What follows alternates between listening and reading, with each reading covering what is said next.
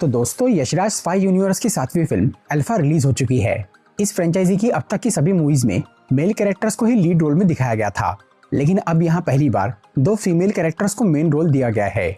इस फिल्म की कहानी काफी नई और इंटरेस्टिंग है और ये स्पाई यूनिवर्स के बाकी पार्ट से भी अच्छी तरह कनेक्ट होती है। भले ही मूवी रिव्यूअर्स इसके बारे में कुछ भी कहे, लेकिन मुझे ये फिल्म और इसकी स्टोरी बहुत बढ़िया लगी, इसलिए आज मैं अल्फा मूवी को शॉर्ट में एक्सप्लेन करूंगा। तो आइए देखते हैं।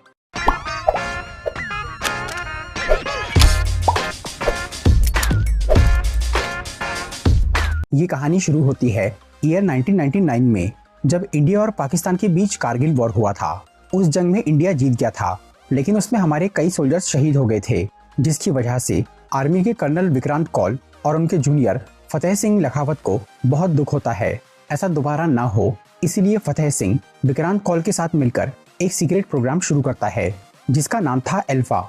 इस प्रोजेक्ट में फतेह सिंह डॉक्टर जॉन वर्गीस नाम के एक साइंटिस्ट के जरिए एक खास सीरम बनाना शुरू करता है। उसकी मदद से एक आम सोल्जर को एक सुपर सोल्जर बनाया जा सकता था। उस सीरम को कंप्लीट होने में 3 साल लग जाते हैं। फिर सन 2002 में कुछ सोल्जर्स को वो सीरम दिया जाता है, जिससे वो बहुत तेज और ताकतवर बन जाते हैं और काफी अच्छा परफॉर्म करते हैं। तब विक्रांत और फतेह के कहने पर आर्मी वाले अल्फा प्रोग्राम को अप्रूव कर देते हैं और उस सीरम की टेस्टिंग और प्रोडक्शन बढ़ा दिया जाता है। इसी दौरान विक्रांत कौल की बीवी जानकी प्रेग्नेंट हो जाती है, जिसे दिल की एक बीमारी थी और प्रेगनेंसी की वजह से उसकी जान जा सकती थी। इसीलिए डॉक्टर्स और विक्रांत जानकी को एबॉर्शन करने बोलते हैं, पर वो मना कर देती है और उसे हर हाल में वो बच्चा चाहिए था। तब विक्रांत अपनी बीवी और बच्चे को बचाने के लिए चुपके से अल्फा प्रोग्राम की लैब में जाता है और वहां से सीरम की एक बोतल चुरा के ला लेता है, जिसे वो डॉक्टर्स के जरिए जानकी की बॉडी में डलवा देता है। इससे उसकी हार्ट डिजीज सुधर जाती है और प्रेगनेंसी एकदम नॉर्मल हो जाती है। दूसरी तरफ एक दिन सभी अल्फा सोल्जर्स की मौत हो जाती है, क्योंकि वो सीरम का फॉर्मूला अभी स्टेबल नहीं था, इसीलिए उसके साइड इफेक्ट से वो सोल्जर्स मर जाते हैं। ये देखकर विक्रांत बहुत डर जाता है, क्योंकि उसने वही सीरम अपनी बीवी को दिया था और अब उसकी डिलीवरी का टाइम आ गया था। फिर जानकी भी उस सीरम के साइड इफेक्ट से मर जाती है, लेकिन उसकी बच्ची बच जाती है। उधर फतेह सिंह को ये पता चल जाता है कि विक्रांत ने जानकी को अल्फा सीरम दिया था, इसीलिए वो हॉस्पिटल पहुंच जाता है और विक्रांत को बोलता है कि वो सीरम एक सरकारी प्रॉपर्टी है, जिसपे सिर्फ सोल्जर्स का हक है, और क्योंकि अब वो सीरम उसके बच्ची की रगों में मौजूद है, इसलिए अब उस बच्ची पे भी सरकार का ही हक है, जिसकी वजह से फतेह उसे वहां से लेकर चले जाता है। उस वक्त विक्रांत अपनी बीवी के मरने के सदमे में था, इसलिए वो पहले कुछ नहीं करता, पर बाद में जब उसे होश आता है तो वो अपनी बेटी को वापस लेने फतेह के पास जाता है, लेकिन वहां उसे वो बच्ची मरी हुई मिलती है, जिसके बारे में फतेह बोलता है कि उस सीरम की वजह से वो बच नहीं पाई। ये देखकर विक्रांत को अपनी गलती पे बहुत पछतावा होता है, इसलिए वो मिलिट्री छोड़ देता है। इसके अलावा आर्मी वाले अल्फा प्रोग्राम को पूरी तरह बंद कर देते हैं और फतेह सिंह का मिलिट्री रैंक डाउन कर देते हैं, क्योंकि उसने जल्दबाजी में अल्फा सीरम कई सोल्जर्स में डाल दिया था, जिससे उनकी जान चली गई। इसीलिए अब सजा के तौर पे फतेह को फील्ड ड्यूटी से हटाकर चेरापूंजी के एक मिलिट्री बेस पे बिठा दिया जाता है। लेकिन अब तक उसने हार नहीं मानी थी और वो आज भी अल्फा प्रोजेक्ट पे काम करना चाहता था, क्योंकि उसने उसका एक सक्सेसफुल रिजल्ट देख लिया था, जो थी विक्रांत कौल की बेटी, जो कि असल में जिंदा थी और फतेह ने सबसे झूठ बोलकर उसे छुपा लिया था, जिसका वो नाम रखता है सीता। फिर वो उसे लेकर राजस्थान की एक सुनसान फैक्ट्री में जाता है और वहाँ डॉक्टर जॉन वर्गीस को बुलाकर सीता को पालने और उस पर रिसर्च करने बोलता है, ताकि उन्हें ये समझ में आ सके कि वो अल्फा सीरम से मरी क्यों नहीं। इसके बाद फतेह सिंह बार बार चेरापूंजी से राजस्थान आना जाना करता है और वर्गीस वहीं रह के सीता की परवरिश और उसकी बॉडी की स्टडी करता है। वो बच्ची होशियार तो बहुत थी, पर उसके शरीर में अभी ज्यादा ताकत या तेजी नहीं आई थी और फतेह को सिर्फ उसी में दिलचस्पी थी। लेकिन फिर जब सीता 12 साल की होती है और उसके पीरियड शुरू होते हैं, तब उसकी बॉडी में अल्फा सीरम का असर दिखता है और वो तेज और ताकतवर बनने लग जाती है। इसी वजह से अब खुद फतेह सिंह वहां आकर सीता को ट्रेन करता है और उसे एक बेहतरीन सोल्जर बनाने में लग जाता है। उधर जॉन वर्गीस काफी टाइम से सीता के ब्लड सैंपल के जरिए एक परफेक्ट अल्फा सीरम बनाने की कोशिश कर रहा था, लेकिन उसे कामयाबी नहीं मिल पाती। इस तरह से कई साल बीत जाते हैं। दूसरी तरफ कर्नल सुनील लूथरा के मरने के बाद विक्रांत कौल रॉ का नया चीफ बन जाता है। फिर 2026 में एक दिन अचानक रॉ वालों को ये खबर मिलती है कि किसी अनजान शख्स ने आर्मी के 5 मिनिस्टर्स को मार दिया। ये सुनकर विक्रांत ये समझ जाता है कि वो सभी वो लोग थे जो कि कई साल पहले अल्फा प्रोग्राम से जुड़े हुए थे। इसलिए विक्रांत का शक सीधे फतेह सिंह लखावत पे जाता है कि उसी ने वो मर्डर्स कराए हैं। इसी वजह से विक्रांत उससे मिलने चेरापूंजी की मिलिट्री बेस पे जाता है और फतेह से उन मर्डर्स के बारे में पूछता है। तब वो विक्रांत को सीता के बारे में बताता है कि वो उसकी बेटी है जो कि एक अल्फा सोल्जर है और उसी ने वो खून किए है क्योंकि अब सीरम की वजह से उसका दिमाग खराब हो गया है।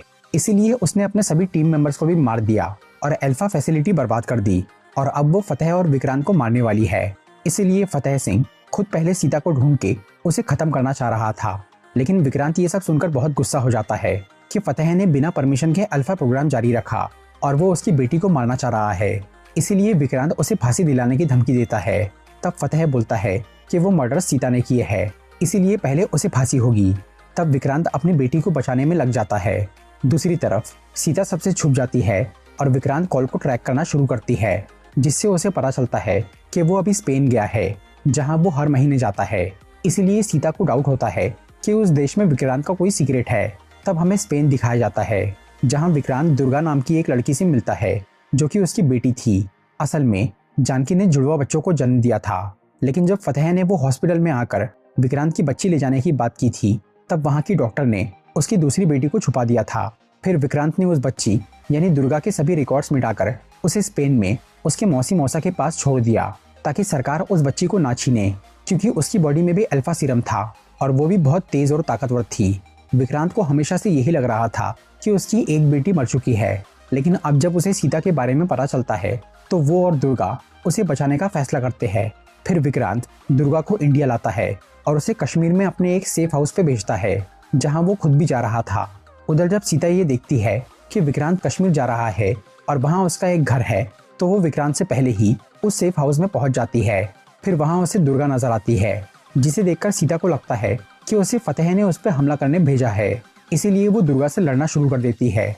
तब दुर्गा उसे समझाती है कि वो उसकी बहन है, पर सीता उसकी बात नहीं सुनती और लगातार उससे फाइट करती है। तभी विक्रांत वहां आकर उसे रोक देता है और बोलता है कि वो उसका पिता है, लेकिन सीता उन दोनों को बेहोश करके बांध देती है। बाद में दुर्गा और विक्रांत उसे अल्फा सीरम और फतेह सिंह की पूरी सच्चाई बताते हैं। तब सीता बोलती है कि फतेह ने उसका पूरा बचपन छीन लिया और एक लैब में कैद रख के उसे कड़ी ट्रेनिंग दी। इसके बावजूद भी वो उसे अपना पिता मानती थी और उसकी हर बात सुनती थी, क्योंकि वो उसे इंडिया का बेहतरीन सोल्जर बनाना चाहता था। लेकिन फिर एक दिन जॉन वर्गीस ने सीता को बताया कि फतेह हमेशा से उसके जरिए नया अल्फा सीरम बनाना चाहता था, लेकिन वो सीता के ब्लड से नहीं बन पा रहा था। पर अब वर्गीस को अपनी रिसर्च से ये समझ में आया कि सीरम का परफेक्ट वर्जन सीता के ब्लड से नहीं बल्कि उसके ब्रेन सेल से ही बन सकता है, जिसे निकालने से सीता कोमा में जा सकती थी या मर सकती थी। इसीलिए वर्गीस ये काम नहीं करना चाहता था, क्योंकि उसे सीता से प्यार था, लेकिन फतेह उस सीरम के लिए सीता की कुर्बानी देने को तैयार था। इसके बाद एक दिन डॉक्टर वर्गीस ने फतेह को एक अनजान आदमी से मिलते हुए देखा, जिसे वो अल्फा के नए वर्जन के बारे में बताकर उससे बहुत सारे पैसे ले रहा था। और वो आदमी ये बोल रहा था कि अब ऑपरेशन ओडिसी को कोई नहीं रोक पाएगा। इससे वर्गीस को शक हुआ कि फतेह कोई गलत काम कर रहा है, इसीलिए उसने इस बारे में अल्फा प्रोग्राम के पुराने डायरेक्टर्स को बता दिया। पर जब फतेह को इस बारे में पता चला तो उसने सीता के जरिए उन सभी मिनिस्टर्स को मरवा दिया, ये बोल के कि वो देशद्रोही है। लेकिन वर्गीस के मुताबिक असली गद्दार फतेह था, जो कि अपने गलत इरादों के लिए सीता की जान लेना चाहता था। इसीलिए वर्गीस उसे वहां से दूर जाने के लिए कहता है, पर सीता भागने की बजाय उस लैब को तबाह करने और फतेह को मारने का फैसला कर लेती है। फिर वर्गीस उसे बोलता है कि वो रॉ चीफ विक्रांत कॉल से जाकर मिले, जिसके पास उससे जुड़ा एक बड़ा राज है। इसके बाद जॉन वर्गीस सुसाइड कर लेता है, क्योंकि वैसे भी फतेह उसे मारने ही वाला था। ये सब जानकर सीता को फतेह सिंह से नफरत हो जाती है और वो उसके प्लान को फेल करने में लग जाती है। इसलिए उसने अल्फा प्रोग्राम की वो पूरी फैसिलिटी ही तबाह कर दी और वो विक्रांत को मारने के लिए नहीं बल्कि इसीलिए ढूंढ रही थी क्योंकि वर्गीस ने उसे उससे मिलने के लिए कहा था। और अब सीता को वो राज पता चल गया था कि वो असल में विक्रांत कॉल की बेटी है। इधर विक्रांत और दुर्गा को सीता की कहानी सुनकर बहुत दुख होता है, इसीलिए वो फतेह को मारने में उसकी मदद करने की बात करते हैं। लेकिन सीता अकेले ही वो काम करना चाहती थी और वो विक्रांत को अपना पिता मानने के लिए तैयार नहीं थी, क्योंकि वो उसे पहले बचाने नहीं आया। फिर जैसे ही सीता वहां से जाने लगती है तभी उस घर के आसपास कई सारे सोल्जर्स आ जाते हैं जो कि फतेह के आदमी थे। वो सीता को पकड़ने और विक्रांत को मारने वहां आए थे। तब विक्रांत उस घर को हैवी मेटल डोर से पैक कर देता है और अपनी बेटियों को एक खुफिया रास्ते से वहां से निकलने बोलता है। सीता पहले वहां से जाना नहीं चाह रही थी, लेकिन विक्रांत उसे वादा करता है कि वो 3 दिन में फतेह को उसके हवाले कर देगा। फिर दुर्गा और सीता 2 बाइक्स लेकर विक्रांत के बताए हुए एक सेफ हाउस की तरफ निकल जाते हैं। जो कि लद्दाख में था।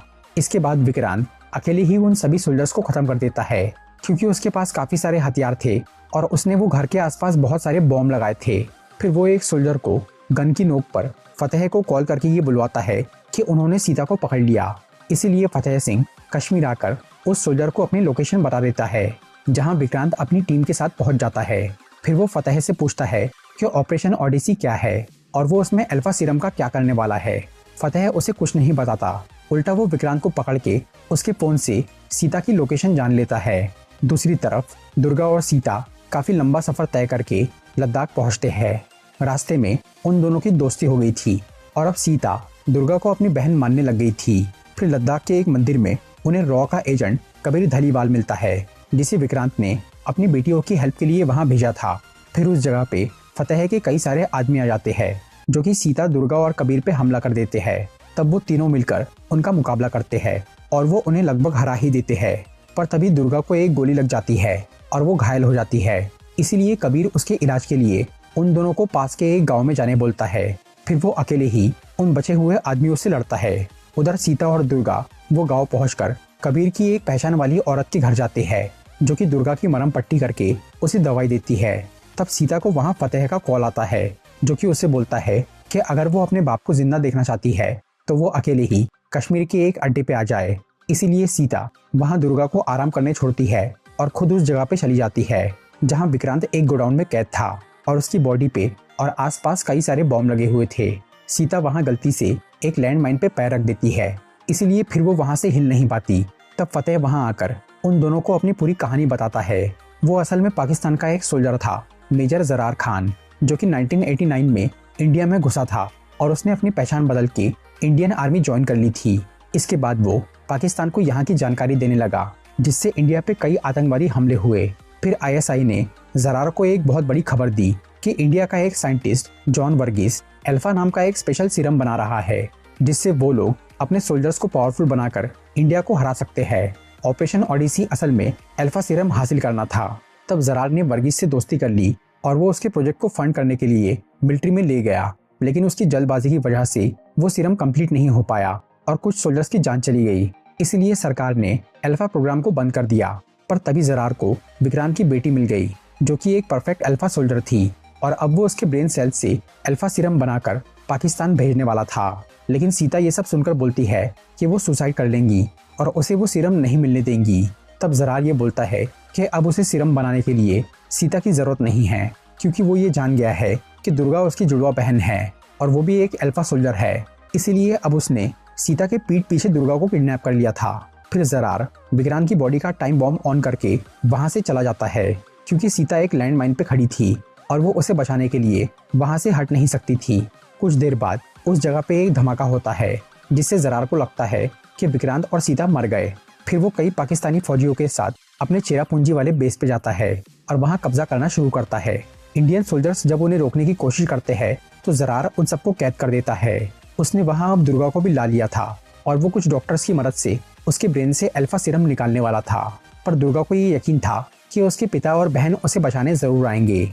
इस पर जरार बोलता है कि उसने उन दोनों को मार दिया, लेकिन उधर विक्रांत और सीता बच गए थे और वो जरार के एक आदमी को पकड़ के उसकी लोकेशन जान लेते हैं और उसी आदमी के साथ हेलीकॉप्टर से चेरापूंजी आ जाते हैं, जहां वो उन पाकिस्तानी सोल्जर्स पे हमला करना शुरू करते हैं। उधर दुर्गा अपनी कैद से आजाद हो जाती है और वो उन हिंदुस्तानी फौजियों को भी आजाद कर देती है। तब वो सब मिलकर उन पाकिस्तानी सोल्जर्स का सामना करते हैं। इस सब के बीच में सीता एक गोडाउन में जाकर अकेले जरार से लड़ाई करती है। फिर उन दोनों में कुछ देर तक काफी खतरनाक मुकाबला होता है और आखिर में सीता उसे हरा देती है। उधर इंडियन सोल्जर्स भी अपनी जंग जीत गए थे। इसके बाद विक्रांत जरार को गिरफ्तार करने वहां आता है। तब वो बोलता है कि वो लोग कभी उसे एक आतंकवादी साबित नहीं कर पाएंगे और वो जेल में आराम की जिंदगी बिताएगा। इससे विक्रांत को बहुत गुस्सा आता है, लेकिन वो उसे मार भी नहीं सकता था, क्योंकि वो कानून से बंधा हुआ था। इसीलिए वो सीता को एक गन देकर उसे खत्म करने बोलता है। तब सीता अपने साथ हुए अत्याचार को याद करके और जरार की गद्दारी को देखते हुए उसे मार डालती है। इस सब के बाद में विक्रांत अपनी बेटियों के साथ कश्मीर वाले सेफ हाउस में चला जाता है और वहां उन दोनों को बोलता है कि या तो वो एक नॉर्मल जिंदगी जी सकती है या रॉ में शामिल होकर टाइगर, पठान और कबीर जैसी इंडियन सोल्जर्स बन सकती है। तब सीता और दुर्गा उस जॉब के लिए तैयार हो जाते हैं। तो दोस्तों ये था अल्फा मूवी का explanation.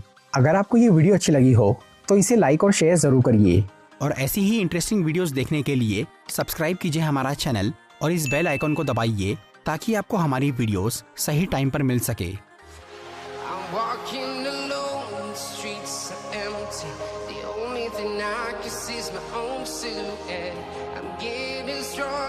Step by step, the clock is ticking, but there's no time for me.